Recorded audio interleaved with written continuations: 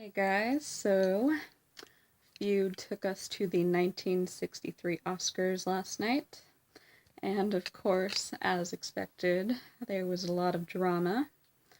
So let me start from the beginning of the episode. It's basically just all the preparations for the Oscars. We actually see, like, black and white film of all the nominees, which they actually don't do that anymore. But it's kind of interesting to see how they used to do things. And they get to Bette Davis, and she's she's definitely really strongly excited about possibly winning another Oscar, because I think they mentioned that it's the first time any actress would win a third Oscar. Correct me if I'm wrong, but I'm pretty sure that's what they said. So that was the really big hype for her, that she could be making history. And Joan Crawford, on the other hand, is not taking it too well. And we actually kind of learn why. She's not feeling very confident right now because she didn't get nominated.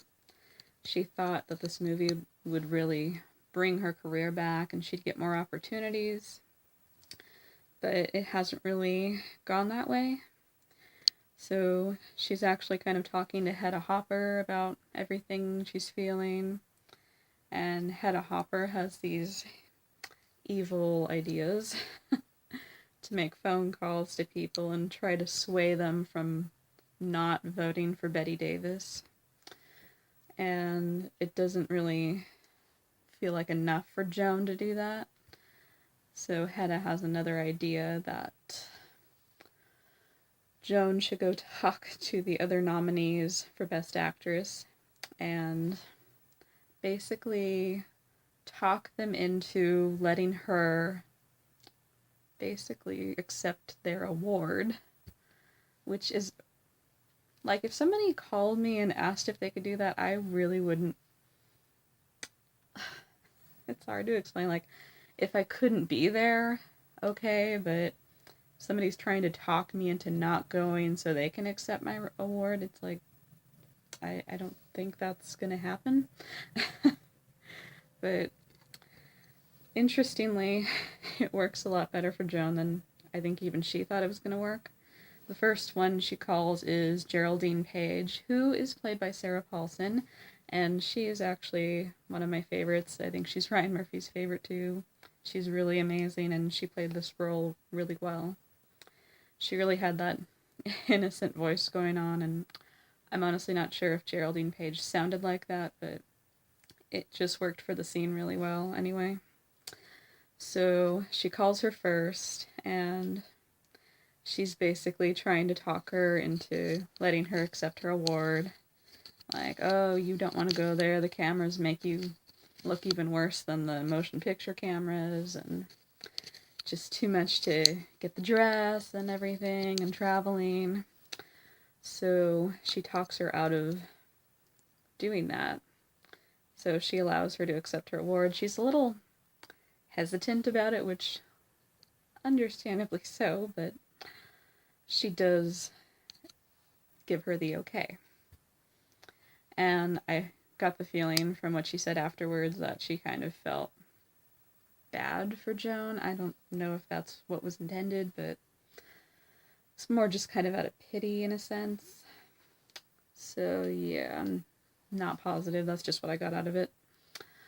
So then the next person that Joan goes to see is Anne Bancroft, who was nominated for The Miracle Worker.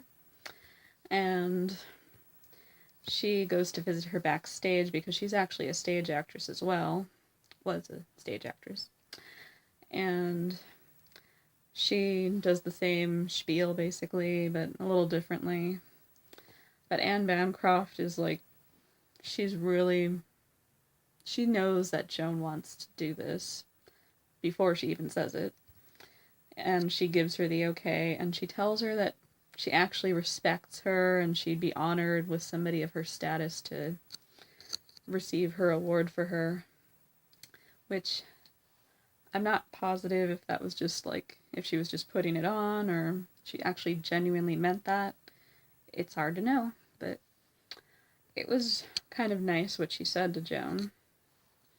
So, interestingly, I'll just make this a point now, Anne Bancroft, she was the winner, and that is how Joan got to be on stage. So, let's skip ahead to the Oscar night where that happens. So Bette Davis has asked her friend Olivia de Havilland, who is finally making her appearance in that time period. We've been seeing her in the 70s through an interview. So she's finally in the storyline of that point. So she's actually really good friends with Bette Davis. And she decides to attend the... She goes with Bette Davis to the Oscars. I couldn't figure out how to say that. And she's very supportive, and she really thinks Bette Davis deserves the award, which is really nice. And it's nice if that friendship truly was that way, because she's kind of like Bette Davis's rock. She's just supporting her and helping her get through the night. Because Bette Davis is very nervous. She really, really wants this award. And she even tells her two Oscars at home, she's like, when I come back, I'm bringing you home a baby brother. It was kind of a funny line, but at the same time, you really see how much it meant to her. She even mentions that when she looks at the Oscars, it brings her back to that night when everyone was cheering for her, and she felt very accomplished, which it's a nice feeling.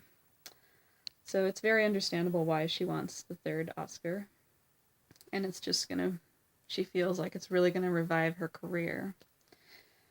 So they get to the Oscars, and this is really neat, they show the red carpet in black and white. And we're seeing all the stars that are nominated, like Gregory Peck and Lee Remick. And there's just all these people. This isn't actual footage. They recreated all the looks, and I'm quite amazed that they found all these actors to portray these people just for like a quick second. That is some serious dedication. But yeah, and when they get to Bette Davis, that's when the color comes up, and it's kind of like we're back in reality, which is really neat. So yeah, she talks to the reporters, and Olivia's with her, and it's just such a glamorous moment for them, and it's really nice to see, actually. And then Joan Crawford is also there, and she talks to one of the reporters, and she asks, "Who did you vote for?" And she just answers, "The winner," which that's kind of a clever and, to be honest, quite classic way for Joan to answer. So, yeah, we get to see the Oscars, mostly the backstage, which is interesting. Joan's kind of making it her own party, and she's really trying to rub it into Bette Davis's face as much as possible. And Bette Davis walks back there at one point, and you can just sense the tension in the room, and everybody's staring. They're like, oh, what's going to happen? But nothing happens because Joan has to go do she has to present Best Director. So she gets through that, and then comes the Best Actress category, which is what we've all been waiting for at this point. So I forgot who was presenting. I can't remember at the moment, but so he lists all the names of the actresses, and this moment was really well done. You see Bette Davis and Joan Crawford, both the same amount of nervous. Like, Bette Davis, it's understandable, but Joan Crawford, she's nervous because she wants this moment to be spiteful. That is all she wants. She wants to be spiteful. She wants to have the moment that she wasn't going to get. But it's just so well done in the scene. Just seeing their facial expressions. And when the winner is read, Anne Bancroft you see Bette Davis, she just goes, like, she's realized that it's just hit her that she didn't win. And I'm sure a lot of people feel that way when they're at the Oscars and they don't win. It's just the hope that you could win is just all of a sudden taken away. But especially for Bette Davis, like I said, this really meant a lot to her. This moment just was taken away, and especially to hear that Joan Crawford was accepting on Anne Bancroft's behalf. It just really, like, Joan really stole her moment, not because Bette Davis lost, but because she went on stage to accept the award. And it was really, like, just taking that moment from her and laughing in her face, basically.